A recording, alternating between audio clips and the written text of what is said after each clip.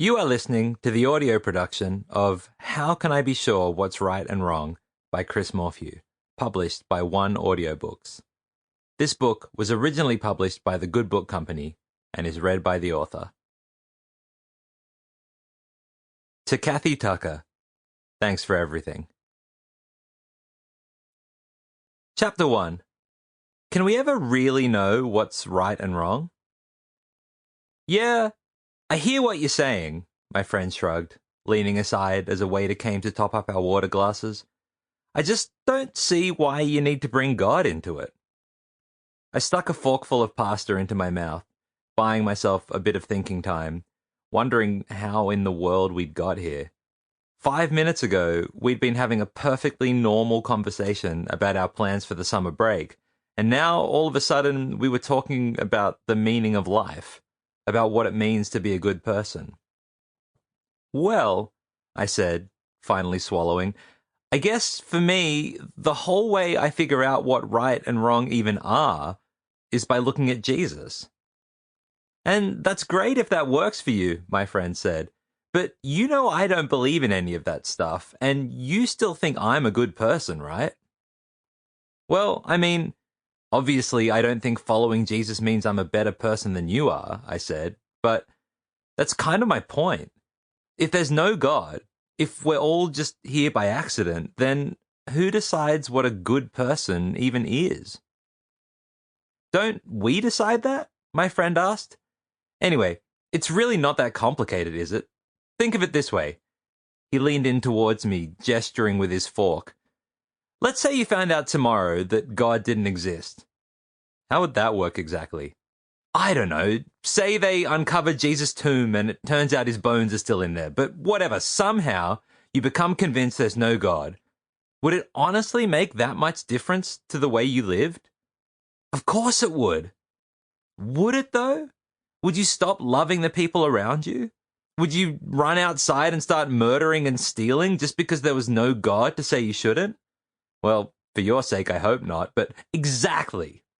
He poked his fork at me again. My point is, you're absolutely welcome to your beliefs, but I don't need God to tell me what's right and wrong, and neither do you. Seems to me like we've both got it covered already. I mean, when you get right down to it, isn't it mostly just common sense? The title of this book is How Can I Be Sure What's Right and Wrong? Figuring out the answer matters because most of us want to be, on balance, good people who make good choices. And we want to live in a world with other good people who make good choices too. There's a lot I could say about that conversation with my friend, but I tell you this story because I think it paints a picture of the way most people in our culture make sense of morality, of what's right and wrong. Sure, we all have different beliefs about the world, different ways of figuring out what's right, but don't they mostly come out to the same place? Be kind rather than cruel. Be honest rather than dishonest. Do what you can to make the world a better place. Treat other people the way you'd like them to treat you. We might disagree on some of the details, but when you get right down to it, isn't basic morality pretty simple?